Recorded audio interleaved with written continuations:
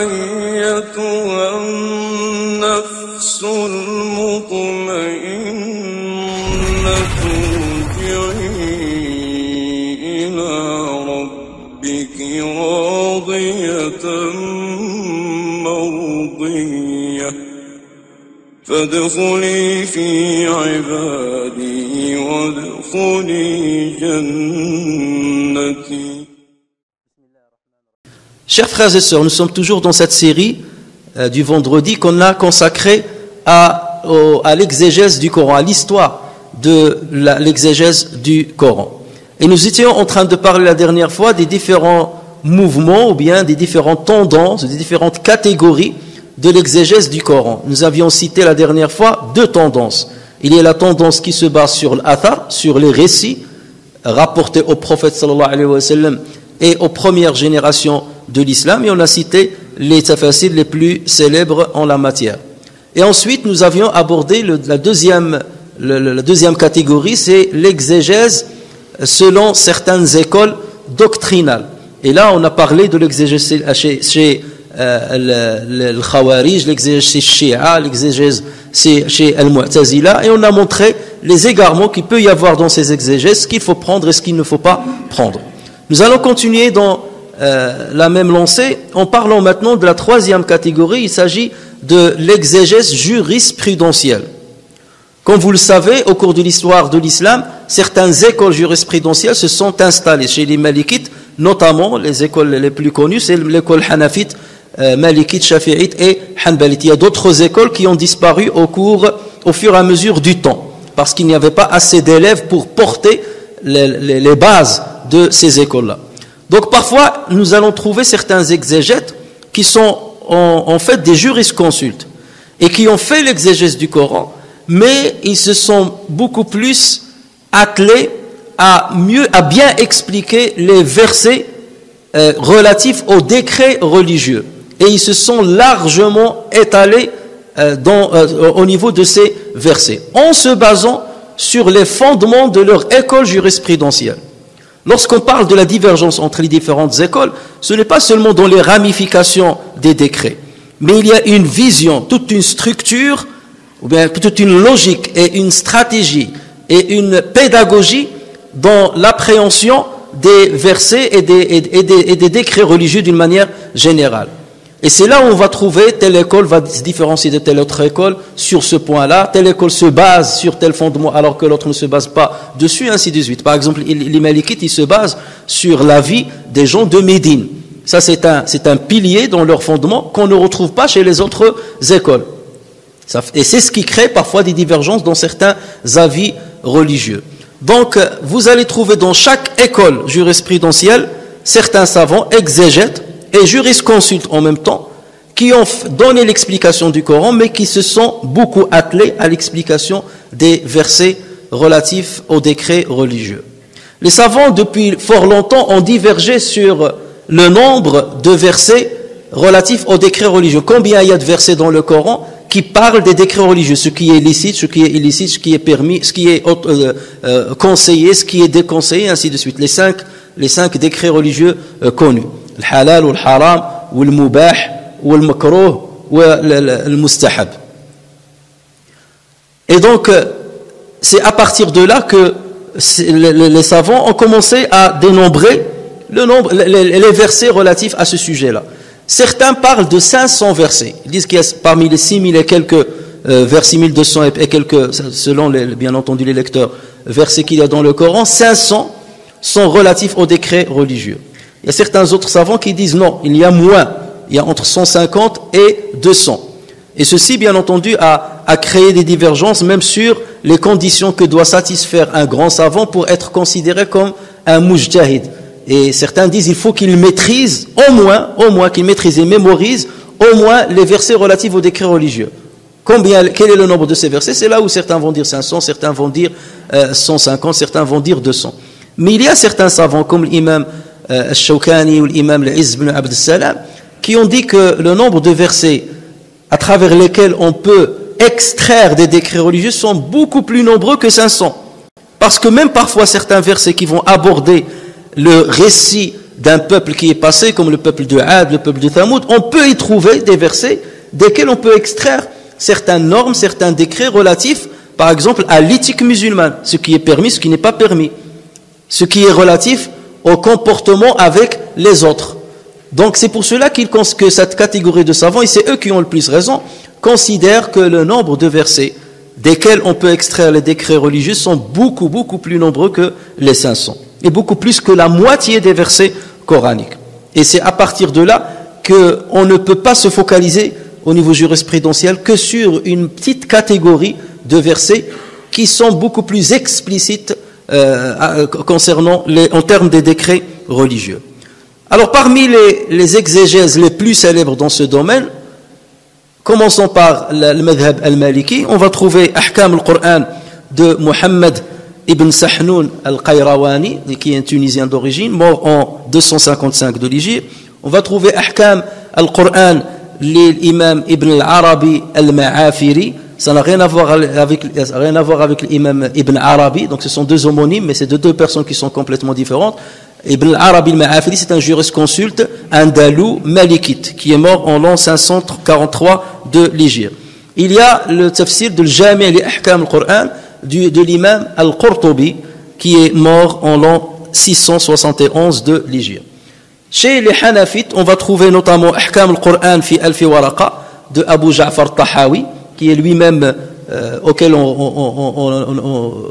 qui a écrit le livre de l'Aqida, qu'on appelle l'Aqida al-Tahawiyya. C'est un Hanafite, il est mort en l'an 321 de l'Hégire. Et on trouve Ahkam al-Qur'an de Ahmed ibn Ali al-Razi, beaucoup plus célèbre par le nom al-Jassas, et qui est mort en l'an 370 de l'Hégire. Chez les Shafi'ites, on va trouver Ahkam al-Qur'an de l'imam Shafi'i lui-même, qui est mort en l'an 204 de l'Hégire, mais celui qui a rassemblé l'exégèse relative aux versets qui parlent des décrets religieux, l'exégèse de l'imam Shafi'i, c'est plutôt l'imam al-Bayhaqi qui a rassemblé les avis de l'imam Shafi'i concernant ces versets-là. Et l'imam al-Bayhaqi est mort en l'an 458 de l'Hégire. Ensuite, on trouve l'Iklil fi Istinbat et-Tanzil de l'imam Jalaluddin as-Suyuti, le grand imam égyptien, qui est mort en l'an 911 de l'Hégire. Et chez les Hanbalites, on va trouver notamment Ahkam al-Qur'an de Abu Ya'la ibn al-Farra, mort en 458 de l'Hégire, et Ahkam al-Ray fi Ahkam al-Ay, il y a l'Ahkam al-Ra'iyya, mais pour respecter la rime, voilà comment on l'appelle. Ahkam al-Ray fi Ahkam al-Ay li Shamsuddin ibn Sa'ir al-Hanbali, qui est mort en l'an 776 de l'Hégire. La quatrième catégorie ou la quatrième tendance dans l'explication du Coran, c'est la tendance linguistique. Donc ce sont des spécialistes de la langue arabe qui se sont spécialisés dans la langue arabe, qui ont énormément de compétences là-dedans et qui ont commencé à faire l'exégèse du Coran en s'intéressant au domaine linguistique. Vous savez que dans la langue arabe, il y a plusieurs sciences. On parle des sciences de la langue arabe. Vous allez trouver la science de l'Balara, dans laquelle on va trouver la science de l'Bayan, la science de l'Ma'ani, la science de l'Badi'. On trouve par exemple la science de l'Ishtiqaq, on va trouver la science de As-Sarf, la science de Al-Nahu, la science de la rime. Donc il y a plusieurs sciences, la science de Al-Wa'd, la science de l'Kitaba, de l'écriture arabe. Il y a 12 sciences dans les sciences arabes. Et donc vous avez des savants qui se sont penchés sur ces sciences-là, et donc leurs compétences les ont utilisées pour expliquer le Coran. Donc expliquer certains termes qui sont ambigus, qui ne sont pas compréhensibles, chercher la source de chaque terme, chercher dans la poésie arabe la signification de certains termes. Donc vous voyez que cette exégèse est très importante parce qu'elle permet d'élucider les explications de certains termes coraniques. Et d'autant plus que nous savons que dans la langue arabe, il y a beaucoup de termes qui sont polysémiques, qui peuvent avoir énormément de significations. Lorsque vous entendez Allah Azza wa Jal dit la uqsimu bi hadha al-balad wa anta hillun bi hadha al-balad, kalimat hill, c'est un mot qui est polysémique, il a plusieurs significations. Et selon la signification que tu vas prendre, tu vas comprendre le verset d'une certaine manière. Et on va retrouver que toutes les manières sont acceptées. Et toutes les manières, ils vont dans un sens qui est correct. Et c'est là où on va voir la richesse du Coran, Et c'est là où on va comprendre pourquoi Allah Azza wa Jal a défié les Arabes par le Coran, parce qu'il les a défiés de ramener un Coran qui ressemble à ce livre-là. D'autant plus que le Coran n'a pas utilisé tous les mots arabes. Et les mots arabes sont très très nombreux. Et le Coran n'a pris qu'un petit pourcentage. Si le Coran avait pris toute la langue arabe, ça aurait été plus difficile pour nous de le comprendre. Et maintenant, vous pouvez prendre des poésies des anciens et vous ne pouvez pas comprendre un seul vers. Lorsque vous lisez un seul vers, il vous faut tout de suite un dictionnaire à côté de vous pour comprendre mot par mot afin de comprendre ce que le poète veut dire. Donc c'est vous dire que malgré que le Coran a pris seulement un petit pourcentage de la langue arabe, il reste un Coran miraculeux dans sa rhétorique et dans la manière avec laquelle il a harmonisé la langue arabe. Et c'est pour cela que les Arabes de l'époque, même s'ils avaient une compétence extraordinaire dans le domaine, ils ont reconnu que ce Coran-là ne peut pas être la fabrication ou bien l'effort d'un être humain, malgré le nombre réduit de termes arabes qu'il a utilisés. Donc cette tendance-là est très importante pour nous afin de comprendre le livre de Allah Azza wa Jal. Et les livres les plus célèbres en la matière, on peut parler de Al-Bahr al-Muhit de Abu Hayyan al-Gharnati, qui est mort en l'an 654 de l'Hégire, I'rab al-Qur'an de Abu Ja'far al-Nahas, qui est mort en 333 de l'Hégire, Al-Mufradat fi Ghalib al-Qur'an de Raghib al-Asfahani, qui est mort en l'an 502 de l'Hégire, Gharib al-Qur'an li Ibn Qutayba, mort en 276 de l'Hégire, Gharib al-Qur'an li Ibn Salam al-Jumahi, mort en 232 de l'Hégire. Donc ça, c'est la quatrième tendance. La cinquième tendance qui a fait l'exégèse du Coran, c'est la tendance symbolique, ce qu'on appelle Tijal Ishari. Et c'est la tendance de certains soufis. Ce sont des gens, comme vous le savez, qui se sont beaucoup plus intéressés au domaine spirituel, laissant parfois de côté le domaine jurisprudentiel. Et c'est ce qui représente un vrai danger dans la compréhension de l'islam. Même si, parmi eux, on peut trouver certains qui étaient très versés dans les sciences jurisprudentielles, comme l'imam al-Ghazali, comme Ibn Ata al-Iskandari. C'était avant tout des jurisconsultes et même des fondamentalistes au niveau de la science de la principologie. Et en plus de cela, ils s'intéressaient au domaine spirituel. Mais parfois, vous pouvez trouver certaines références chez les soufis qui sont sorties du droit chemin et qui sont allés dans certaines conceptions philosophiques qui n'ont absolument rien à voir avec l'esprit de l'islam. Et parfois dans leur exégèse, vous pouvez trouver justement certaines déviations et certaines approches approximatives. Et c'est pour cela qu'on trouve beaucoup de divergences entre les savants concernant cette catégorie d'exégèse, entre ceux qui vont considérer que c'est une belle exégèse et d'autres qui vont dire qu'elle est mauvaise. Et bien entendu, le juste milieu veut qu'on soit justement équitable, c'est de dire qu'il y a certaines choses qui sont conformes à l'esprit de l'islam et il y a certaines choses qui ne le sont pas, et dans ce cas, il faut bien entendu les rejeter. Et parmi les exégèses les plus célèbres dans ce domaine-là, il y a le livre de Haqa'iq Tafsir de l'imam Abu Abdurrahman al-Sulami, mort en 412 de l'Hégire. Il y a Ara'is al-Bayan fi Haqa'iq al-Qur'an de Abu Muhammad al-Shirazi, mort en 666 de l'Hégire. Et il y a Tafsir al-Qur'an al-Azim de Sahl ibn Abdillah al-Tusturi, qui est une grande référence et qui est mort en l'an 283 de l'Hégire. Donc, chers frères, il y a ensuite une autre tendance par laquelle on a commenté le Coran, c'est la tendance thématique. Autrement dit, vous allez trouver des exégètes qui vont prendre un thème bien déterminé dans le Coran et ils vont ressortir du Coran tous les versets qui concernent cette thématique-là. Et ils vont étudier ces versets-là. Et parmi les livres les plus célèbres dans ce domaine-là, on va trouver At-Tibyan fi Aqsami al-Qur'an de Ibn al-Qayyim al-Jawziyya, qui est mort en l'an 751 de l'Hégire. Dans ce livre, comme son titre l'indique, l'imam Ibn al-Jawziyya, il a pris dans le Coran tous les versets où Allah Azza wa Jal a fait un serment.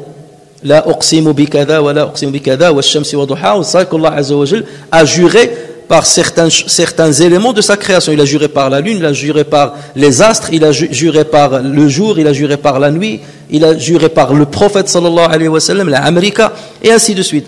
Donc là, il va sortir du Coran tous les versets dans lesquels Allah Azza wa Jal a juré d'une manière directe ou indirecte. Ils vont montrer ce par quoi Allah Azza wa Jal a juré et l'importance de ces éléments-là, et ce sur quoi Allah Azza wa Jal a juré, et le rapport entre le serment dans une sourate et la thématique abordée par la sourate.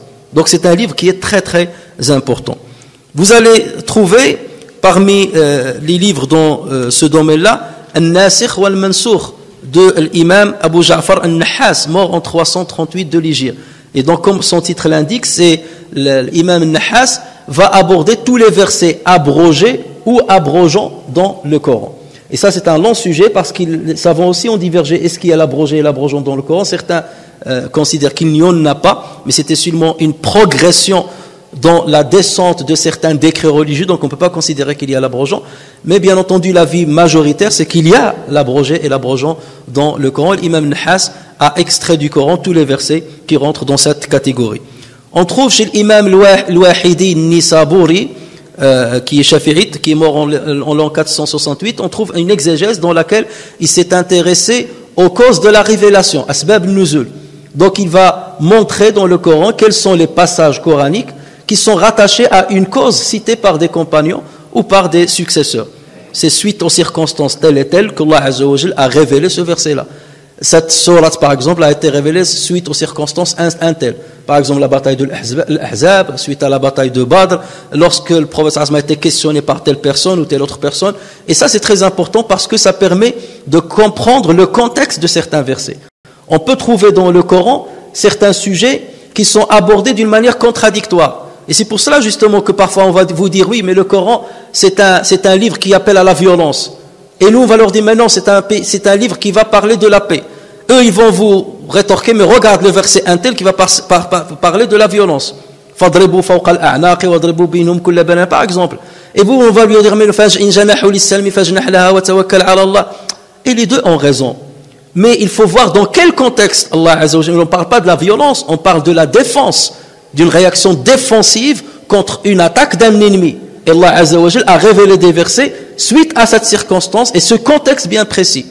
Et parfois Allah Azza wa Jalla, il parle d'un contexte tout à fait naturel lorsqu'il n'y a pas de problème, lorsque tu n'as pas d'anomosité, lorsque tu n'es pas attaqué par un détracteur. Voilà comment tu dois réagir.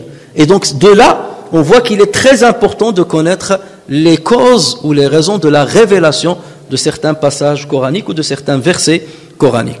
Ensuite, on va trouver I'jaz al-Qur'an li Abi Bakr al-Baqillani, qui est mort en l'an 403 de l'Hégire. Et dans ce livre-là, il va montrer les différents domaines dans lesquels le Coran a été miraculeux, notamment dans les histoires qu'il a narrées des peuples précédents. Et le mercredi dernier, on parlait justement de Qawm 'Ad, et le Coran a donné certains signaux qu'on a découverts qu'en 1980, lorsque la NASA a fait une cartographie de Rub' al-Khali, le quart, comme on l'appelle, le quart perdu, qui se trouve au sud de l'Arabie Saoudite, au nord de l'Yémen et de Oman. Et c'est là où on a trouvé des vestiges qui rappellent justement ce que le Coran a dit lorsque Allah Azza wa Jalla a dit Irama dhati al-imad. Alam tara kayfa fa'ala rabbuka bi'ad. Irama, qui est la ville de Iram, dhati al-imad, la ville aux colonnes. Et on a trouvé justement les vestiges de ces colonnes. Alors que certains disaient non, le Coran s'est trompé et Mohammed a pris certains écrits qui parlaient de Thamoud, qui sont plus au nord, à Petra, et il s'est trompé en disant que c'est Ad. Et non, le Coran, il fait la distinction entre Ad et Thamoud. Et maintenant, les recherches archéologiques l'ont montré. Donc là, c'est un défi de narration, d'histoire des anciens.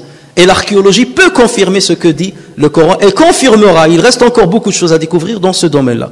D'où l'importance de ce genre d'exégèse, qui doit toujours se renouveler au vu de ce qu'on a découvert. Et il parle bien entendu de l'harmonie dans la rhétorique coranique. Et là, c'est un domaine bien entendu qui ne peut être compris que par ceux qui sont versés dans la langue arabe. Donc voici quelques tendances par lesquelles on a fait l'exégèse du Coran. Les unes complètent les autres et sont très importantes parce qu'ils permettent d'avoir une vue globale sur le livre de Dieu et le message qu'Allah Azza wa Jalla a envoyé à l'humanité. Donc, chers frères, la dernière catégorie des exégèses qu'on peut citer, c'est l'exégèse scientifique. Et là, on fait référence aux sciences profanes, bien entendu. Donc c'est l'exégèse qui va aborder les versets qui vont parler de certains aspects scientifiques terrestres, profanes. Comme par exemple certains versets qui vont parler de la géologie, des versets qui vont parler de l'astronomie, des versets qui vont parler parfois de la philosophie, pourquoi pas, des versets qui vont parler de l'océanographie. Et donc, comme vous pouvez le déduire, c'est une tendance qui est plutôt contemporaine, au vu des grandes découvertes qu'a fait la science ces derniers siècles. Donc, on a découvert que dans le Coran, il y a beaucoup de passages qui confirment ce que la science a validé d'une manière sans équivoque, comme dans le domaine de l'embryologie, de la tectonique des plaques, et ainsi de suite. Mais bien entendu, il faut faire très attention dans ce domaine-là, parce qu'il ne faut pas sortir avec ce que nous les musulmans on va les considérer comme des vérités, alors qu'elles sont encore à l'échelle d'hypothèses au niveau scientifique. Par peur que la science découvre le contraire, et que après, donc on va essuyer un échec dans notre compréhension des choses. Et normalement, ça devait être les musulmans qui devaient exceller dans ce domaine scientifique, comme leurs ancêtres l'ont fait, afin de montrer les perles qui existent dans le Coran dans ce domaine. Et parmi les livres les plus connus dans ce domaine-là, les exégèses les plus connus dans ce domaine-là, parce que la majorité des écrits se contentent de certains articles scientifiques, mais pas d'un livre complet qui rassemble le maximum d'informations dans ce domaine-là. On va trouver Jawahir al-Qur'an de At-Tantawi, qui est mort en l'an 1358 de l'Hégire, et avant lui, il y avait Mohammed Ahmed Iskandarani, sauf que lui, il n'a abordé que certains aspects de certains versets coraniques qui vont dans ce domaine-là, dans un livre qu'on peut traduire par dévoilement des secrets lumineux coraniques en ce qui concerne les corps célestes et terrestres, les animaux, les végétaux, les bijoux et les minéraux. Donc vous voyez le titre il est très grand, mais il n'a pas abordé tous les versets qui font référence à certaines vérités scientifiques profanes. Donc voici, nous avons complété donc ainsi toutes les tendances par lesquelles on a fait l'exégèse du Coran. Bien entendu, la tendance qui se base sur l'athar, sur les récits rapportés sur le prophète sallallahu alayhi wa sallam et salaf salih, reste bien entendu le socle, reste le pivot, la pierre angulaire de Tafasir. Néanmoins, les autres Tafasir peuvent compléter et permettre aux musulmans d'avoir une vue beaucoup plus panoramique sur la parole d'Allah Azza wa Jal et comprendre certains secrets qui résident dans la parole d'Allah Azza wa Jal, qui n'a cessé de faire découvrir ces perles et de faire découvrir ces secrets.